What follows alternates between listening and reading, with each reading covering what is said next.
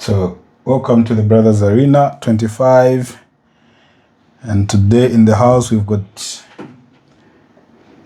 someone I'm not going to introduce, but he's going to introduce himself because he's a man of a lot of titles. So, today we've got someone who is a brother, someone who we've known each other for quite some time.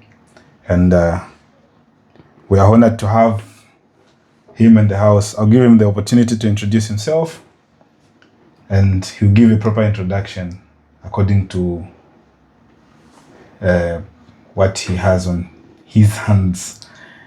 So, my brother, welcome to the Brothers Arena, aka Mukwasu. Cheers, man. Thank you so much. Well, I'm not yet that important, so for now I'll be called Jimmy, just Jimmy. Yeah, I think in the coming few years we'll add something, maybe Sir or Lord Jimmy, but for now it's just Jimmy. It's my pleasure to be here anyway. Looking forward to the chat.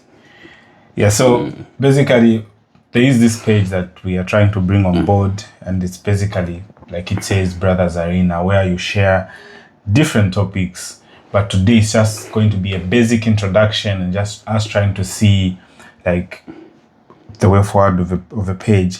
Of course, I've caught you unaware because that's what I wanted. I didn't want you to come here and then have all the answers. But it's good when you fail to have certain answers. So let's start from somewhere. I'll ask a simple question, but the whole instance of this is if there's something that you feel not comfortable to answer, we leave it out. So exactly. It's basically a brotherhood chat, and we'll build from there. So today I just want us to address something that is really going to be one of the main or major reasons for the Brothers Arena podcast. And I'll start with the region, right? I know you are a Christian. How would you relate Christianity to your work and and when it comes to relationship issues? So how have you managed to link relationships? Now you're married. Yeah. You're a family man. But let's talk about relationships just in brief, and how you manage to link with the region, because I feel that's one of the things that we people tend to have issues with a lot. What do you have to say? Well, generally speaking, I look at religion as a cornerstone that shapes someone's behavior, someone's character. Whichever religion it might be, it could be Christianity, or which I ascribe myself to, it could be tradition, whatever level of religion, denomination, it all shapes your character. And I can greatly testify to that. Like I'm 80%, 90% of myself because of my religion, which is Christianity. My behavior, my attitude, the way I look at things is all more shapely by my Christian values that I hold. And let me get the first part of the question, where you talk about how it relates with work and myself. I'm currently working in healthcare, and there's all these dilemmas, science and religion. They're trying to meet somewhere, they're trying to contradict somewhere, but at the end of the day, I've come to realize that they complement each other, religion and science. And for you to be a good scientist, you have to have the knowledge of religion. And for you to be a good religious person, you have to understand that a science exists as well. So I think a few days ago, we were talking about science and religion with my wife at home, where we had this patient. My wife was taking care of this patient who was saying she didn't want to take the medication prescribed by the doctor, saying God is going to heal me. So it became a dilemma in such a way that I know I'm a Christian, that God heals, but at the same time I'm in healthcare. I know that medicine is needed for a certain condition. So those are the dilemmas you begin to face, and you have to be like very conscious in terms of making a decision and going in the right direction. And by the way, the patient died, and we begin to ask ourselves, what was it go? What happened? Yeah. So actually, it's just that people that like you're too knowledgeable anyway. Let me say so, because I'm looking at it in a perspective where like me, I work in the mental health institution. Oh, yeah. Of which now, if you look at how people, like the example you've given, where people don't want to take medication because of Christianity, and they are not like interlinking things. It sometimes it gets so hard that you know to say, yes, there is God and we believe in God, but due to the institution, and now that will pose the second question that I would want to ask. You are here now. How does this really affect you?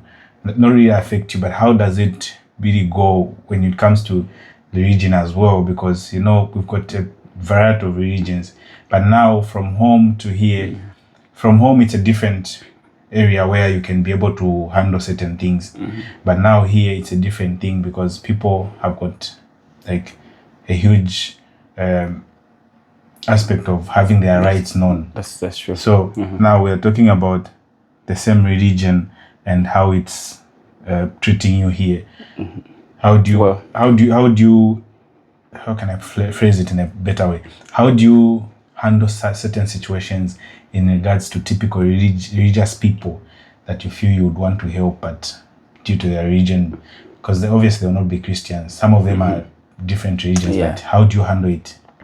Yeah, so it's quite a strange thing. Like in the beginning, like we come from a country where has only one dominant religion, which is Christian, and we ascribe to it. Then when you come to the other side of the world, there's a lot of different religions, a lot of different thoughts, and these are the people who are your close friends, your workmates, people in your community. They share different religion views from you. So in the beginning, as everyone else, you'd go in a shock, like a cultural shock or a religious shock, where you wonder what's going on. But something that has helped me greatly is I've always been a person who's open-minded. I'm non-judgmental. I think that's one of the most important things. Yeah. And it also stems from Christianity, where Christ is asking us not to judge. And when we look at his lifestyle, he asks us to live as he lived.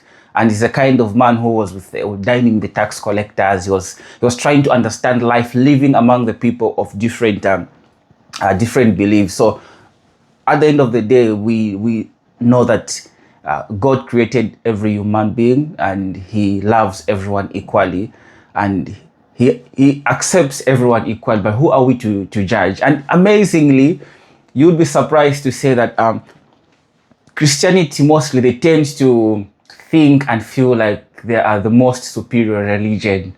Yeah. But you'll be shocked to see that other religion, they actually behave better than Christians themselves. Other religion, they love better, they interact better than Christianity. So at the end of the day, I tend to take the idea of religion away and replace it with humanity.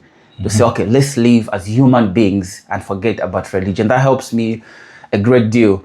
And it's also quite interesting because I'm a lover of knowledge. When I hear people talking about their religion, their gods, it's just amazing just to learn about what's going on in the other part of the universe. Yeah. So before we just go to the next question, or let me just ask a last question on religion. So, like you said, we as Christians feel that it's Christianity is the most superior religion.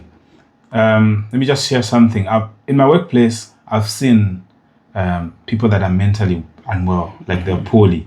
Okay. But the most amazing things, just to mention, Muslims, no matter how poorly they are, when it's time to pray, they'll pray. Exactly. You'll find them. Even when I was flying back here at the in Addis Ababa, at the airport, you could find those people washing their feet according to their rules before they do their prayers, and they will do the prayers.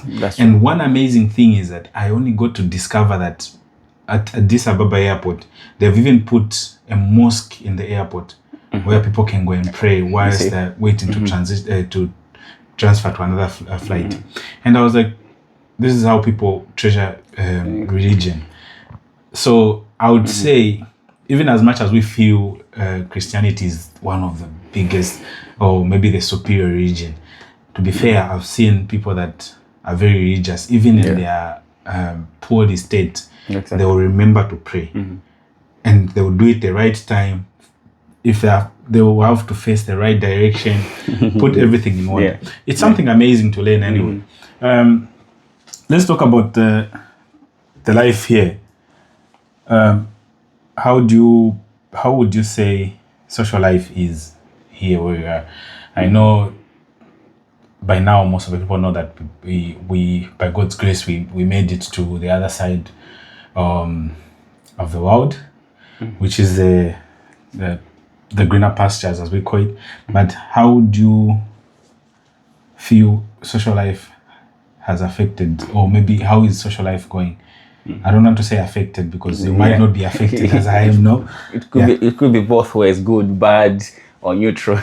So well, I think there's a saying, they say there's no place like home, and in Eastern Province they say we say at kwanu kulingani kumutu. Like your home, your place is like the head. You cannot spend the day without touching your head. Even when it's not itchy, you scratch or you make your hair up.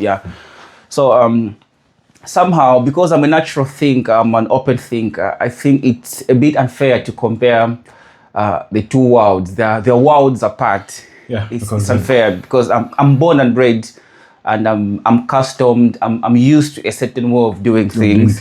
So if other things come my way, I shouldn't say they are bad, because I'm used to a certain way of doing things. So what I can say is there are two different ways of doing things. The owners of the land, let me give an example. Let me use different countries.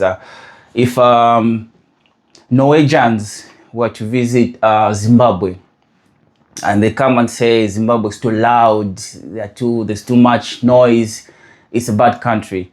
Then if Zimbabweans were to go to Norway, they would say the same way, oh, it's too quiet, it's too what. So it's a bit unfair to compare the two. But generally, since we are used to a certain way of life, in Africa, a certain way of being around people, and when we come to a country where social life is done in a different way, where it's rare to have family, strong bonds with friends outside work, probably due to several reasons, the cultures of the country. So it becomes a bit strange and difficult because we're used to a certain way of living where we are always surrounded by people, we're always doing activities. So generally speaking, I would say it's a bit different. And most people that when you do the polls, they'll tell you the social life is not that good because it's rare to find people who you can interact with, share the common minds with, share the common beliefs and all those things. So it's for other people it's good, for other people it's bad. But for a person like me who's outgoing, it tends to be a little bit a disadvantage. But at the end of the day, we have the reasons why we came here. We didn't come here for social life, bro. We didn't come here to socialize, We came here for a purpose and we're achieving it. So that's all that matters is, are we achieving our goals? The other things are secondary. That's what I would say. So which is a true thing. So we didn't migrate all the way from home to here we came here for something real, something let's just put it straight. We came here for money, so exactly we focus on that. So regardless of how we find the differences in the cultures, it's good we have adapted, and which I feel is one of the greatest things that we've really adapted. I want you to talk about something that I know you really enjoy talking about. I've seen you've shaped your body, and you're coming up. You're doing fine. Yeah. What do you have to say about consistency? Well, consistency is a very strong word. Consistency is something that will give you whatever you want to achieve in life, whatever goals you've set apart, whatever vision you have. Without consistency, you cannot get there. And consistency is not something that comes in naturally. No one is born with consistency. It's something that you need to put in practice, something you have to do intentionally. And with consistency comes achievement of goals. When you become consistent with something, you become good at it. And when you become good at it, you become courageous. And when you become courageous, you can do anything you want. Yeah. So I recently realized to say I love myself so much. So one of the things I was looking at, when you look at the definition of health by WHO, it comprises of mental, it comprises of physical, emotional, and all those aspects. So I realized to say the only gift I can ever give to myself is a health life. And when I go into working out on myself in terms of I need to see what I'm eating, I need to see what I'm thinking in my mind, and I need to appreciate my body as well by exercising, working out, because I love myself so much. It's the only gift I can ever give to myself is a good functioning body. So it's all to do with consistency, and consistency is something you decide. It's a decision you make to say, okay, I want to do this and I'm gonna do it. So that's how it goes. So I think we need to have a proper separate session about consistency, so we can have more of a chat. But just to push it a bit further, as we will be winding up soon. Do you feel someone needs to be encouraged every time in life, or I've heard something called self-motivation. Do you always need someone to push you to do something, or you can still work with self-motivation? Well, there's different schools of thoughts in terms of this topic, and there's different motivational speakers around. But I'm going to speak according to my experience. Experience in terms of personal experience, and the other experience we've seen from other people who've done similar things. I think the word motivation is misused a lot, and people are looking for motivation and not going anywhere in life, because motivation is a feeling. You go to church, you go to a conference, you go to a meeting, they talk about God, you scream hallelujah, you shout, you feel empowered, you feel that way. But what happens when you leave that atmosphere? Yeah. So that's motivation. Motivation, you feel it at that moment, it's a feeling, but when you go out, it's gone. So what are you going to do about it? So personally, I feel motivation is only for kids, for babies who are growing up, who are still in the tabula rasa stage, where they don't know what they need, they don't know what's good and what's bad. So you motivate them. But if you're an adult, what I see is you need to make a choice and decide. Because if you decide I'm going to do something, then if you don't do it, then you are making a fool of yourself. Because if you plan to do something and you're not doing it, then you're making a fool of yourself. So what I see is you need discipline instead. Just discipline yourself to say, this is what I want and I'm going to do it. Then write it down somewhere to remind yourself. Put it down somewhere, then work towards it. Then when you begin to be consistent, as we said earlier on, the consistent itself will build the discipline, and the discipline will lead to results. So I don't believe in motivation, because motivation is a feeling, and feelings, they don't stay for a long time, they go away. When the feelings go away, what happens next? So just decide you want to do something and discipline yourself, then you get there. So do we say, from what you said, I've picked discipline as one of the important aspects of you achieving your goals, obviously. So exactly. We'll put that on aside as well. We'll talk about disciplines at some point. Yeah. So I'm jotting down. Just a general question now, as we are winding up. If you are to be given a chance, or let me say a platform, be it here or be it back home, what would you want to change? Well, personally, I think one of the aspects of change is mindset. Because I believe there's some things I wish I knew at an earlier stage of my life. If I knew them, I would have been a very much different person on a different level. That doesn't mean I regret the person I am now, but I just feel like if my mind was changed, was set on a different tone years back, I would have been 10 steps ahead of where I am now.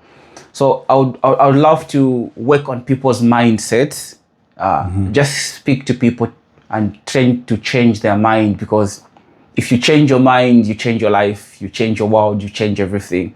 Everything starts in the mind. And once it comes out of the mind, it comes and manifests in the body. You are a mental health specialist. You know that there's psychodynamics where people, they feel sick in the mind and it manifests in the body. They get worried in the mind and they become weak in the body as well. So if we work on the mindset as well, if the mindset is changed, then we can make someone to walk to the gym probably, or to walk to change the behavior as well. So mindset is key for me. Yeah. So now that we've put in a certain number of things that we would want to discuss the next time we meet. Obviously, it's difficult here to meet because of different work shifts that we have for you just to get to meet. But next time we meet, we have to talk about mindset. We have to talk about discipline. We have to talk about motivation. There's one thing that you said that is interesting about taking care of yourself. We as men, I feel it's one of the important things that we should always put forth, because we are the heads of a family. So if you are the head of a family and you are living a life that is not healthy, that means the entire clan that is the entire family that is following you is always affected. So we also want to table that. But if for now, if you are to give a message to the people that are going to watch this short, I know it's not something that is you expected, it's not something that is really arranged, but when it reaches a point where people watch it, what would you want to leave? What message would you want to leave them with? I know you're a man of quotes, you've done poetry, so what would you want to leave them with? All right. So I appreciate. I love talking. Though this one is very raw. I thought we came here to have something like lunch or to have a meal, but I ended up in an interview. Yeah. But generally, it's something that's very interesting.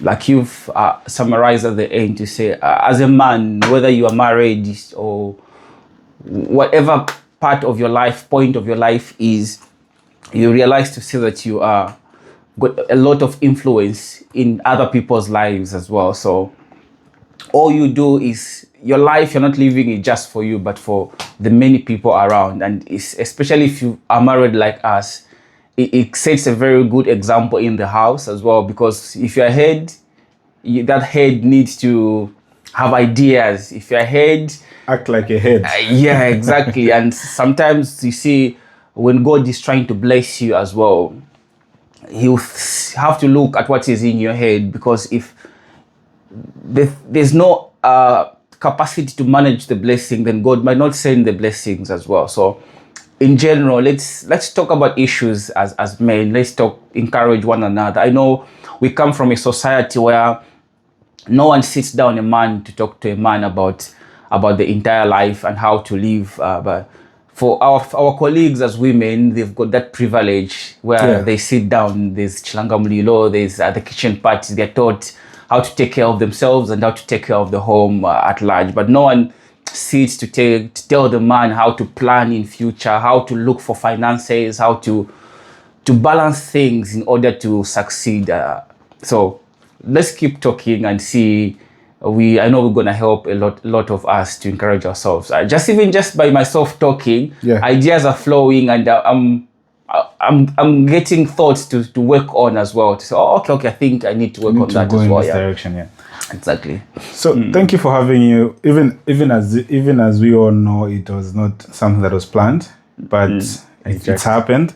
Yeah. We'll, going forth, we'll have to sit down, make a proper plan, and then do a proper shoot, and then talk about different aspects. But the whole essence of the Brothers Arena 25 is to bring men together and talk about certain things that are being overlooked in society, regarding religion, regarding relationships.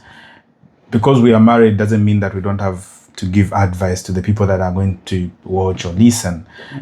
You might learn one of the things from someone else who is going to watch, because always when we'll be posting these videos, obviously we'll be leaving the comment section open. Someone will be able to bring out what they feel, what they think, and we'll be able to tackle them like that. But the whole point is for us to have a community where we can talk about certain things and then see how we can groom ourselves as men. Like you've said, women have got several platforms that address their issues. But for men, even when someone is going through a heartbreak, they'll not come to you directly and say, I'm going through a heartbreak, because there's this notion that we have that Mamuna Samadila, a man doesn't cry. But if we can create a platform where we can be able to cry to each other, by doing so, we'll be able to relieve certain stresses, and then also try to learn one or two things.